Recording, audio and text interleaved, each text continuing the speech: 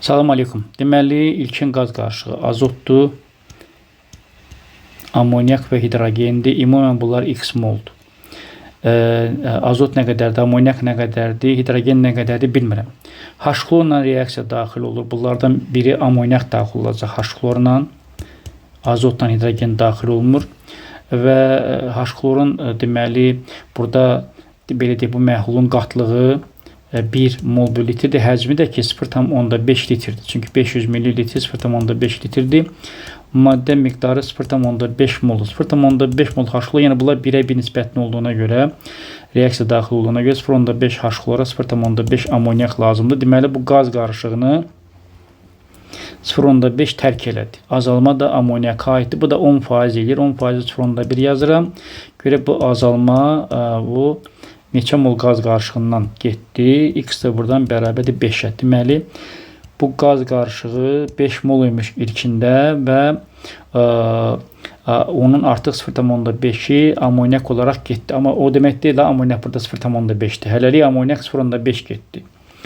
Və burada da yazıb ki, ilkin qaz qarışığında azotun mol payı 30%-dir. 5-in 30%-i 5 vurulsun 0,3, 1,5 mol edir. Azot 1,5 moldur.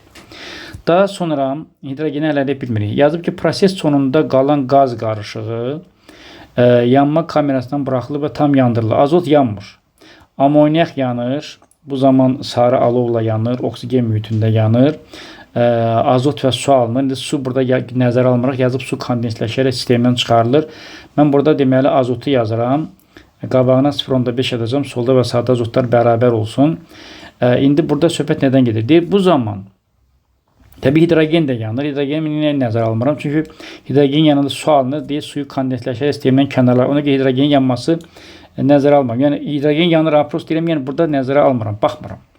Amma yanır ha, aydındır. Burada artıq çünki hidrogen yanında su alınır, qaz alınmır. Suyu da kənarlaşdırırlar. Bu amoniak yananda bu zaman artıq yanandan sonra artıq 2,5 mol Y qazı olur. İndi fikir verirsə, hidrogen də tam yandı. Amoniak da artıq tam yandı. Neçə idi bilmirəm. Yəni 0,5 birinci prosesdən gedib, ikincidə nə qədər imiş bilmirəm də. Aydındır. Yəni, amma bu azot yanmır axı. Azot bu 1,5 yanmadığına görə gəlib elə son qarışığa çıxır. Amma son qarışıq 2,5 daxı. Bu 1,5. Deməli, 1 molda əlavə amoniak yananda azot alınıb. Fikrim çatdı mı? 1,5 əvvəldən istifadə olunmamış azot. 1 molda amoniakın reaksiyasından alınan azot. Görək bu 1 molun alınması üçün amoniak nə qədər özünü sərf eləyibdir və deməli burada 1-i bölürəm 0,5-ə, bu 2 eləyir. Deməli 2 molda amoniak buradan sərf olunur. 0,5 birincidən sərf olunub. 2 molda ikincidən. Ümumən amoniak ilkin qarşıda 2,5 imiş.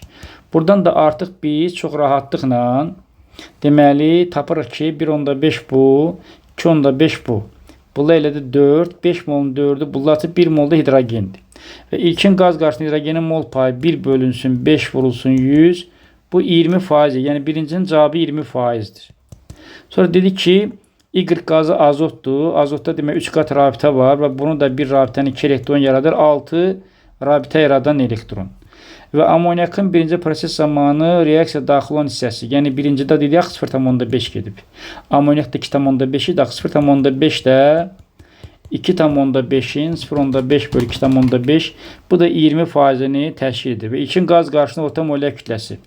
M orta bərabərdir. 1,5 azot 28'ə vururam. 2,5 amoniak da 17'yə vururam. Hidrogen də 1-2'yə vururam. Aşağıda ümumən 5 eləyir.